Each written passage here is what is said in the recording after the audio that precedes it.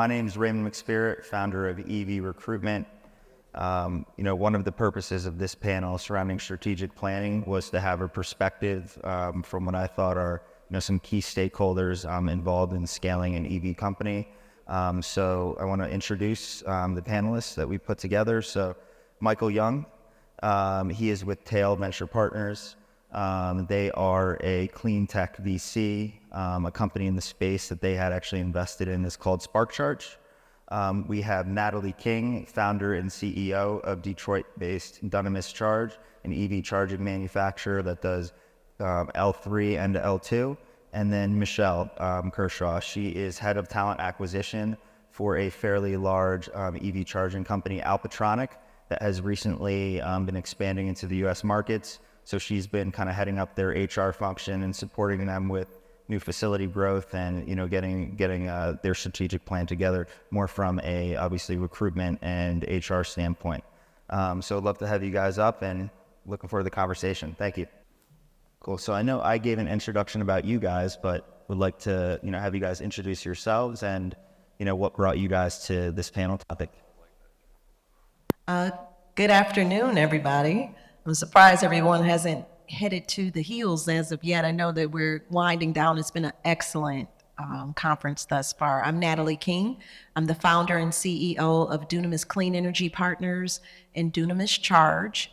We started over a decade ago as an energy efficiency service solutions firm for commercial and industrial customer base and our utility customer base, energy management services for large customers. We matriculated into LED lighting manufacturing back in 2015. And in 2018 came up with the concept of EV charging manufacturing right in the heart of the city of Detroit. And so we are currently manufacturing level 2 chargers. We are in engineering and design for a fully vertically integrated model for our DC fast chargers. And Dunamis Charge is a really unique proposition of utilizing the EV infrastructure industry, which I call the fourth industrial revolution, to not only bring American-made content using majority domestic supply chain for EV infrastructure, but also using the industry as a workforce development and economic development tool for disadvantaged or disenfranchised communities for labor, career growth, and entrepreneurial pursuits as well. So very happy to be here. Thank you. Thank you. Michelle? Good afternoon, everyone. I'm Michelle Kershaw. I am the CEO of Semantics as well as head of HR here at Alpatronic. Alpatronic is an Italian company specializing in EV charging based out of Tirol, Italy, that has come over to Charlotte, North Carolina.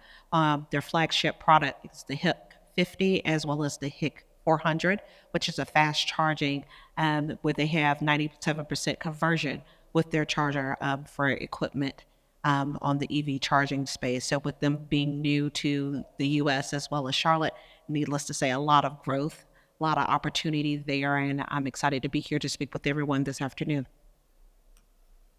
Michael. Hi, everyone. Michael Young. I wanted to reiterate Natalie's comments and thanks for being here. I'm a North Carolina alum myself, and so this is March Madness time. It's a really important time of the year, so important time of the day with a lot of games going on. So I really appreciate you guys being here. I've been in technology industry for about almost 15 years. First off as a consultant, and then a startup operator, founder myself, and then turned investor.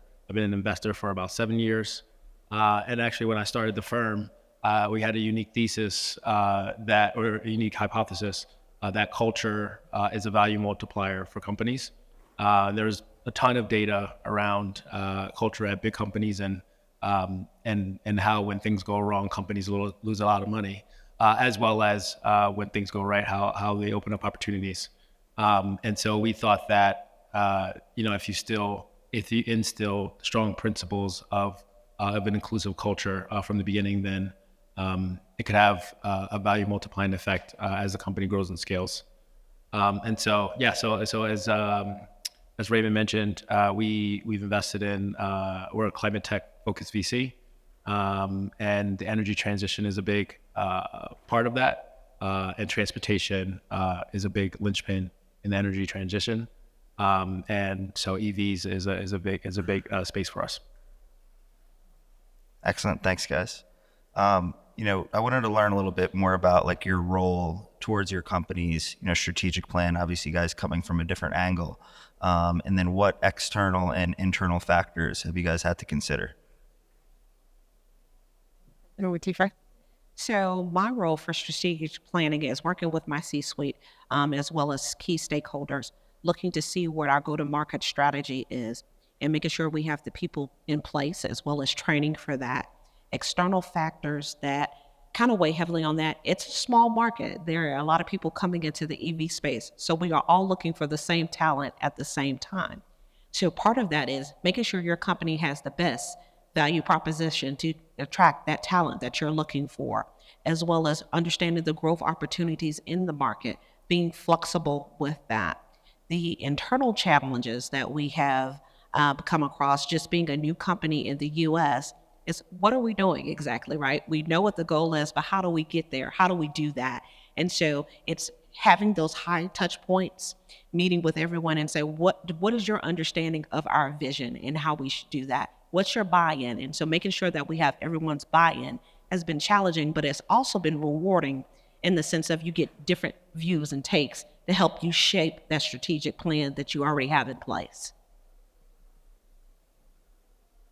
Well, for me, I'm the founder and CEO. So I am, a very integral part and intricate part of our strategy in casting a vision for the company in the direction that we're going to go and bringing on and formulating a team that not only identifies the top talent in the industry, and I'm dealing with that on a day-to-day basis with respect to who can we find in this burgeoning industry that's going to be the best fit for the team, the culture, and that really is going to be a part of scaling the company as a new company and new entry into this industry for years to come. So the strategy for today, the strategy for our next generations of product line, and being able to also undertake R&D so that we know what our next steps for future growth are as the industry advances, as battery technology advances, as there are some barriers that may be created down the road with respect to support from our government and any states that you're in. Where the focus is really kind of how you're going to guide and navigate your next steps for business growth and scaling. Michael would be a very key partner in my strategy, right, in what he does, because as a founder, I have to capital raise. And as the strategy is created, then the funding needs to support that are also created. So I'm kind of all across the board with respect to every division of the company, from engineering, design, prototyping, testing, marketing, sales, and R&D and scalable growth. So those are the key factors for any founder and CEO that you're going to need to work with. Well, you don't need me. You've done very well for yourself. So for us, as an investor, the strategic plan obviously will look very different, depending on what stage you come in. We invest generally at early stage, but within early stage, there's pre-seed, there's seed, there's Series A, and those all, believe it or not, look very different of what you're looking for and how you're planning out the next sort of 12 to 18 months. Traditionally in venture, you raise capital for a 12 to 18 month runway. And so the strategy to get to the next milestones, they all look very different. What we try to do, a little more now than before, admittedly, is try to get to sort of profit or path to profitability. Right, it's a key theme in today's market. Simply because you don't necessarily need to get to profitability; you just need to have a path to profitability. Those are very different things. Because what we want to know as investors are you going to be good stewards of this capital, and how far can this capital get you to those next milestones that can make you more attractive for either the next investor, for the next investment round, or for your next customer, for your next big customer, right? So for pre-seed, typically you would be pre-revenue, but if you have LOIs, what's the plan to get to market, to work through your pilot with your one or two corporate customers that you can then at the end of the pilot transition that into a paid customer. Later on, when it's sort of Series A, we're typically looking at what's the operational model, how many folks do you need to hire, what's your sort of expand strategy once you already have those initial customers, how are you going to go after the rest of the market, and then once it's sort of Series B and later, it's more about the financial metrics, because you're then getting ready to IPO, and public markets are more sort of unforgiving than privates. Great. And then, as we know, think growth doesn't always go according to plan. What is an example of a real-time adjustment you had to make? How did you arrive at that decision, and was it successful? I've had to make many adjustments, so I'm trying to think of one in particular.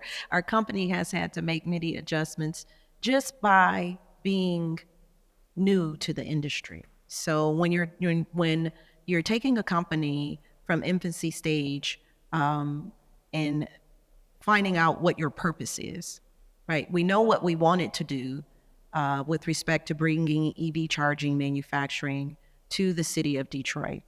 But we didn't know exactly how we were going to do it when we started. I mentioned that we had been in the LED lighting manufacturing business back in 2015. That's how I made my entryway into the product side of clean energy tech versus the service solution side. And so initially, I thought that I was going to utilize the same model, which was providing engineering and design, sending that over to an OEM manufacturing partner throughout Asia, and then bringing the product back here. It was a pretty, succinct model for us back at that time. But as policies began to change, as the administration changed, as tariffs were being added to the industry, and then, of course, as everyone was impacted by the pandemic, and supply chain, we had to make a shift as to what we were going to do to continue on with the purpose and the vision, which led me to a very challenging task of doing a fully vertically integrated model here. So everything we did from the ground up. We designed it, we engineered it, we prototyped it, we made sure that our supply chain was primarily a domestic supply chain. We all of our engineering in-house and the staffing that we were building to build this community, or build this business coming from the community. We had to craft strategies that we weren't really anticipating that we were going to do. But the fully vertically integrated model for us, albeit timely and more costly than just, sourcing with partners that already have the existing technology from overseas, it really paid off for us because it was just unique timing. Back then in 2019, 2020, while we were undertaking really building the company up and the structure and the foundations of the company was during a time that we were faced with challenges from sourcing from overseas. So we decided to domesticate it without knowing the type of investment that was going to be coming down the pike from the Biden administration for the BIL.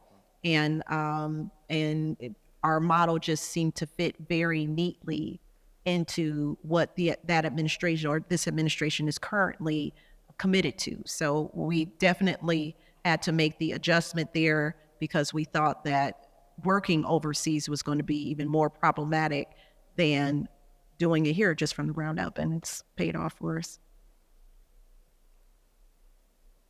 I know for us at Alpatronic, we initially started last year with a full headcount hiring plan to run us into 2027. And then once we started going into the market in the U.S., it was challenging to get some of the talent that we needed. So that required us to pivot with our hiring plan. We were fortunate enough to be able to bring some people over from Italy to fill those gaps, but that required you to do an adjustment and actually reorganize and reevaluate the roles that you had. And so part of that is saying what skill sets are actually needed for those roles to be filled timely and adequately, as well as looking at your go-to-market strategy and saying, do we have the right strategy for us to do what we need to do running the business? And that required us to do a stop at that point to kind of get with the C-level and say, okay, we look at the hiring plan, we see what we have. Does this still make sense? So you have to do constant real-time adjustments, even though you have it all planned out. If you have a supplier issue or if you have anything that's going to hold it up as far as rolling your product out to market, you may not need the headcount at that time. And so being able to adjust, being flexible, asking those questions is key to staying vital in your roles and with the industry. So for us, like I said, we've been able to do adjustments because I have a C-suite that will stop and look at stuff and reevaluate and say, maybe we need to combine roles even. So if you have a role and say, hey, this person doesn't have the bandwidth to do 40 hours, but this role over here is not a full 40-hour role. Can we combine it with something else? And you fill it in that manner. Yeah, so I guess I'm going to answer the question, I guess, in two ways. One, in terms of adjustments we've made to negative externalities and some sort of positive. One, that sort of expensive capital market with rates being high that we're in right now. So as an investor, capital is just expensive across the board. And also, that sort of has its, sort of ripple effects into our early stage where a lot of investors have dry powder, and money doesn't flow as freely. And so, investors are being much more selective about the investments that they make. And they have to, and so that means that companies have to be really strategic about how they use their capital and how they extend their current runway to get through this sort of selective process that investors are in. And so we've really had to, with across all of our portfolio companies, really have had to get creative about how we use our capital, and it's led to some tough decisions on what sort of what we do with our growth strategy, right? And so if a company is intending to expand into 10 cities by the end of the year, but isn't able to raise sufficient enough capital, maybe we have to adjust that to 5. And then what are the 5 most profitable cities that we can go in order to sort of continue to prove our value to the market and to sort of prospective investors, prospective later stage investors, to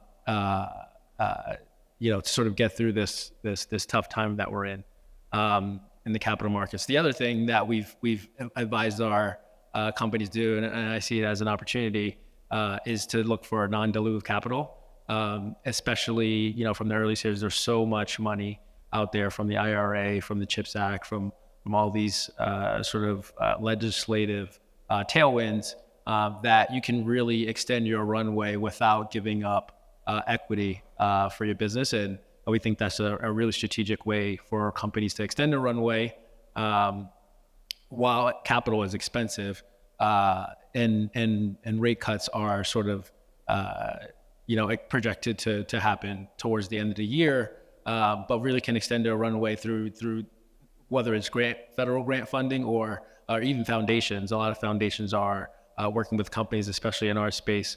EV is very tied to impact.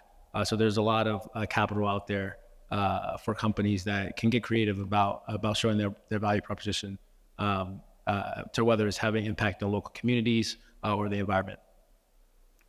Actually had a follow-up question for you, Natalie. Due to, I guess, the uncertainty and, future government support and, possible change in regulations for you, how do you navigate, still putting in time and resources into next generation products when, you may run into some challenges there, but you also don't want to be in a position where, you wouldn't be to market at a certain time? We are in the process of that analyzation right now as to what we do when we do it with respect to timing.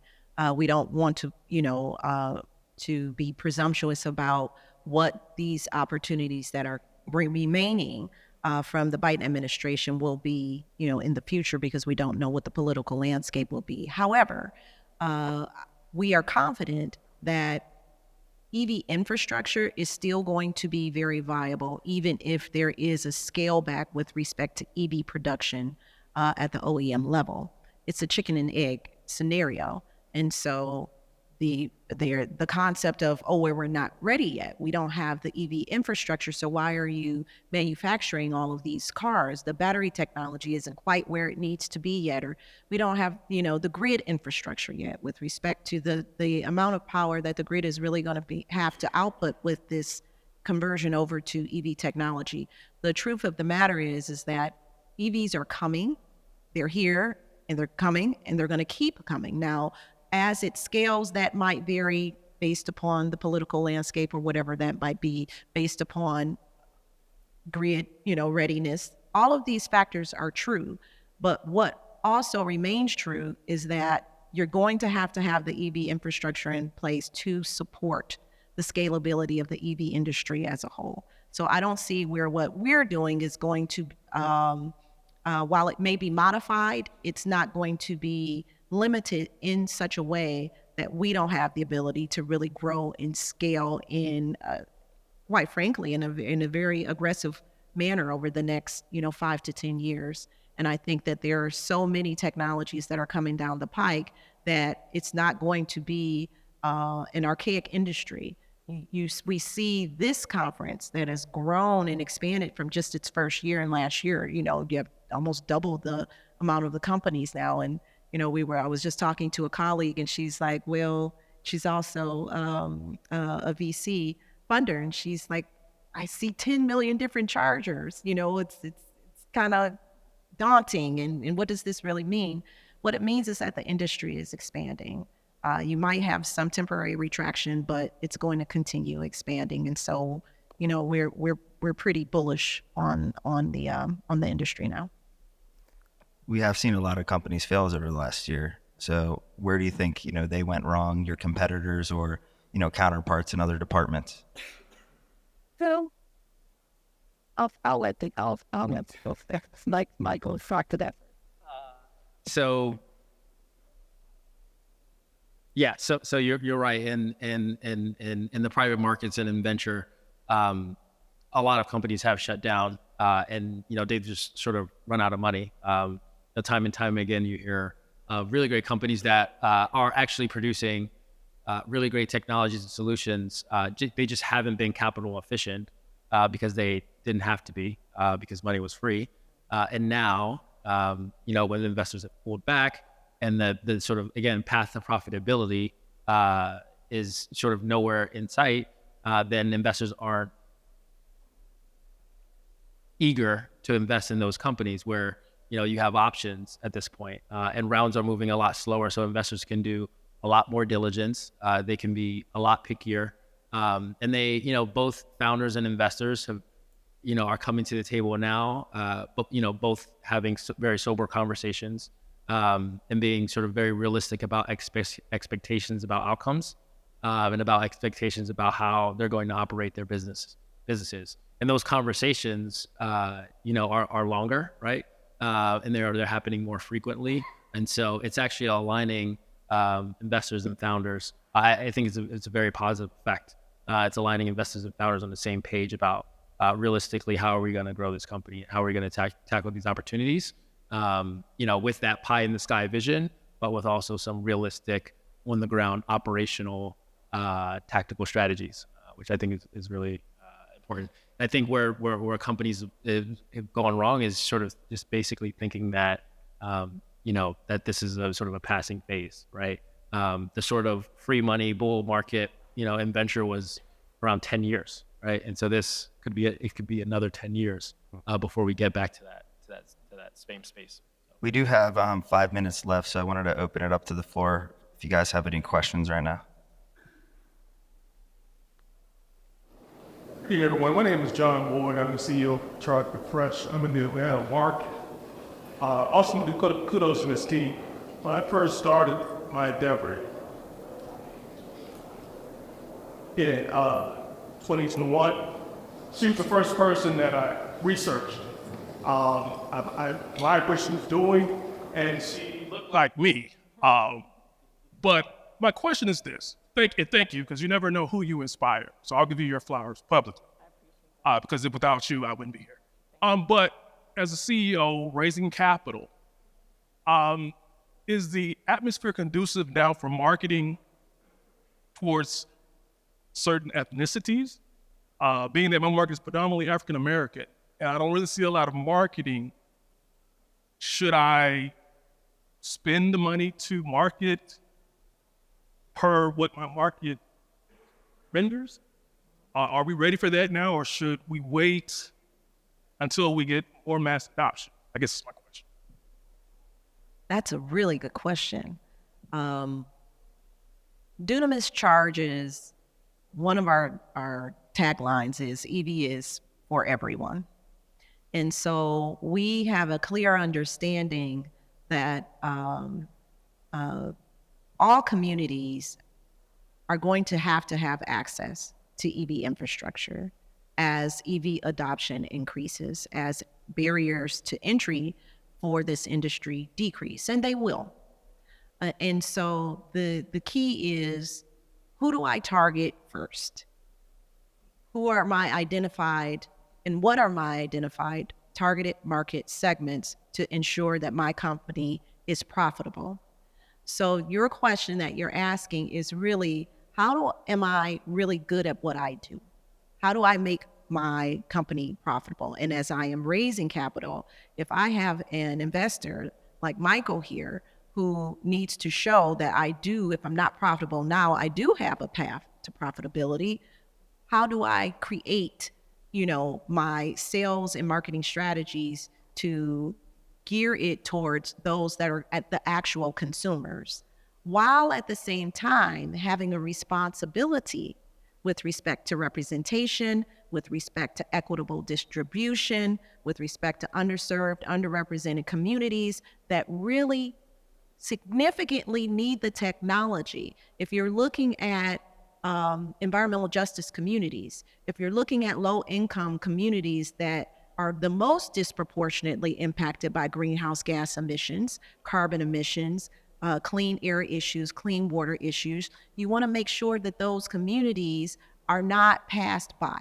right? So you have to, as a business owner, we can say, well, the federal government and the state and local municipalities have a responsibility to their constituents to ensure equitable distribution. But you, as a business owner and as an African-American business owner in the community in which you are in, also can play a part. So it's like being good at what you do, but doing good at the same time. So our thing is, we know who the buyers are right now of EVs, and we know where the areas are for deployment that are really a high focus, for us. But we also undertake the marketing, the strategy, the programmatic strategy, the piloting strategy to ensure that we are also targeting all communities, rural communities, underserved communities, EJ communities at the same time.